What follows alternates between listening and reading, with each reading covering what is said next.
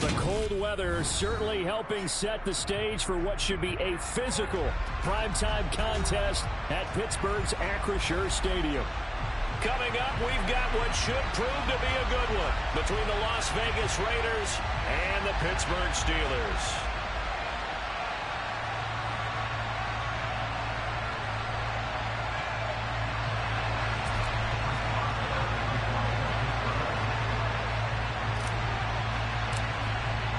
The holiday season is upon us. We've got the gift of the NFL as we're underway here in Week 16. From the 10. And out a little across the 25 to the 27.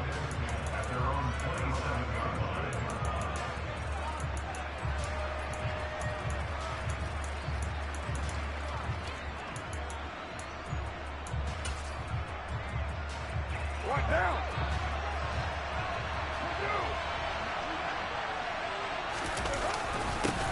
They'll begin on the ground with Jacobs. And he takes us up to the 40-yard line before being corralled. That's a gain of 13 and a very solid opening play for this offense. Another good run there. He's been good all season long. I don't know if he's going to win that MVP award, but just to be in the discussion, obviously that means he's had a great run. The raw numbers put him in the discussion. Can he carry his team to enough victories? Can he put them in a spot where we say to ourselves, well, an MVP carries his team to the playoffs. That's what he's going to need in order to get that award. Call it no gain on the play, and it'll be second down. And, Charles, you think about what this defense has had to prepare for. They're in for a battle, and they're facing a team that is working on a 6-game winning streak. And that can be intimidating when you think about it in those terms, but I think what they need to do is make some sort of a statement early in this game, whether it's a turnover, a takeaway, a key sack on third down, a 3-and-out, something lets the other guys know that you mean business. Figuratively, throw the first punch and make it a good one. Got a man open. It's Darren Waller. And they're going to have themselves another first down as the tackle's made at the Steelers' 40. A big third down pickup of 20 yards. Well, on third down, he wanted to go to one of his most dependable targets, and that's who he found, his tight end there, to pick up the first, Charles. And you use the proper word there, dependable, and sometimes spectacular, because tight ends nowadays, they can do it all. But they're the guys you trust, especially across the middle of the field where there's traffic. He delivers, and they pick up nice yardage. And a missed tackle there as he pushes forward for a gain of 4. This defense for the Steelers, they were very strong last week in the win over Carolina. I have to admit, I was extremely impressed by what I saw on tape because they stayed in the face of the quarterback the entire game, ended up getting 4 sacks total, and made it difficult for him to step up and find receivers downfield. Also made it hard for him to escape the pocket and run. And they're going to have themselves another first down as the tackle's made at the Steelers' 22-yard line. 14 yards is the pickup there at a Raider first. Well, I think when they look at their offense, they think to themselves, weapons, weapons everywhere, and they want to move the ball around. They want to spread it to different people, but you absolutely know they want to get this man involved as well, and that's what they just did on that play. 6-18.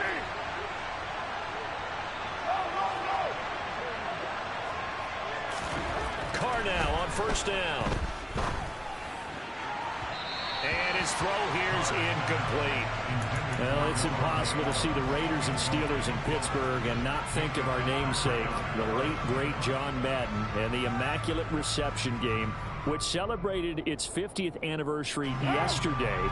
It was December 22nd, 1972. So this game, a nice little nod for the schedule makers, no doubt.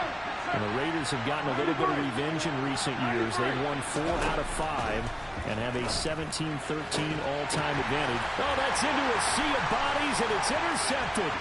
Picked up by Minkah Fitzpatrick. And the Steelers are going to take over once again at their own 25-yard line. Well, it's no secret he's had trouble this year with interceptions, and this is a bad start for him. First drive, throwing another pick. No matter who's broadcasting his game, that's how the conversation begins. Throwing too many interceptions. Can he take care of the football? If I were his backup, I'd be edging towards the coaches and saying, hey, how about giving me an opportunity? Well, all Nichols there on the stop. The last run got 3. Now here's 2nd and 7. Play fake. Here's Prescott. Slings this deep from McLaurin. Oh, this is taken in. It's complete. And he's brought down here just outside of the 20. In today's NFL, we talk about quarterbacks and their speed and accuracy, but there's still something about a guy slinging one downfield. And I tell you from our broadcast booth, because we're pretty close to the 50, we had the best view, a bird's eye view of that throw, and it was an absolute thing of beauty to watch. Never ceases to amaze me, the arm strength of these guys. And he'll be taken down at the 20 after a gain of just 1. Christmas Eve here in 2022. A big slate today of Saturday games. But we will have, ready for this, a triple header of action on Christmas Day tomorrow. I think it's pretty safe to say we won't have a white Christmas in any of these places, however. We start with the Packers and Dolphins in Miami at 1 Eastern. Then you got the Broncos and Rams from Los Angeles. And then finally, the Bucs and Cardinals at 8:20 Eastern in the desert. Plus one more for good measure on Monday. Once the family's all gone back home and Grandma's puttered out of the house, grab the leftovers and sit back and watch the Chargers and the Colts from Indianapolis. Not a great start dropping his first target, but let's face it, it won't be his last chance because he'll get opportunities to make up for that one throughout this game. On third down, it's Prescott. That one is slant to McLaurin. And he's going to come up well short as they rally up to stop him at about the 16. Give him a gain of 5 on the completion. And that'll bring up fourth down. Now Chris Boswell for the Steelers field goal try. From the right hash, this from 33. Boswell's kick is good. And the Steelers will jump out to a 3-zip lead. So, Charles, they get to them with their first turnover of the game and then make it hurt a little bit extra with a field goal. And anytime you give the ball up, what's the first thing a coach tells his defense? Don't let them score off of this. You've got to put out the fire. In fact, in 2021, that's what one NFL coach turned his defense. The firemen. Go out there, guys, and don't let them put some points on the board.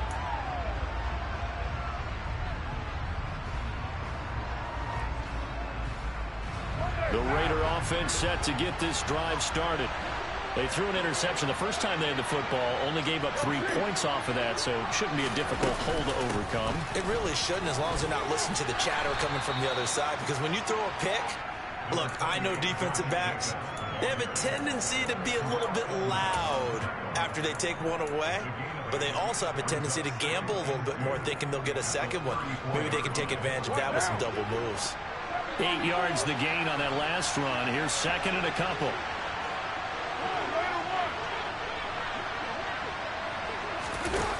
Here's Carr to throw. Throw right side, going to be caught by Waller. And he'll take this to the other side of midfield before going out of bounds.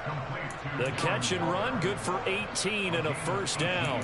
A lot of tight ends just use their size and their strength, try to occupy some space and kind of body people away and catch the football. But not this guy. He's a refined route runner.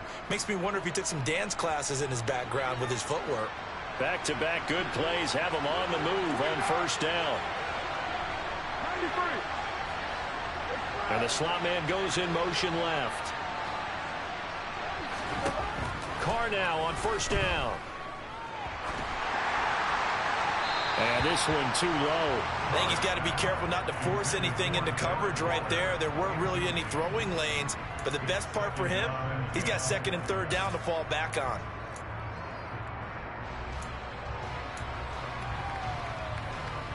They come up with exactly 1 minute to go in this first quarter. On second down, Jacobs trying to find a lane, but instead he'll get back to the line of scrimmage. And